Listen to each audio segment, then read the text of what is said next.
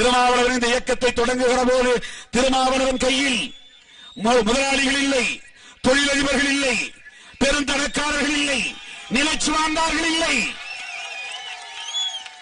திருமாவளவன் பணக்கார குடும்பத்தில் பிறந்தவன் இல்லை, முதலாளிக்கு மகன் இல்லை, ஒரு அன்றாட காட்சிக்கு பிறந்தவன், ஆடு ஆடு மேய்க்கக்கூடிய குடும்பத்தை சார்ந்தவனுக்கு பிறந்தவன்,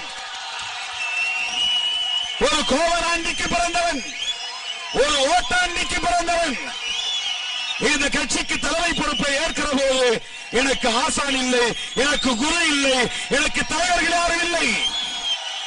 ஆனால்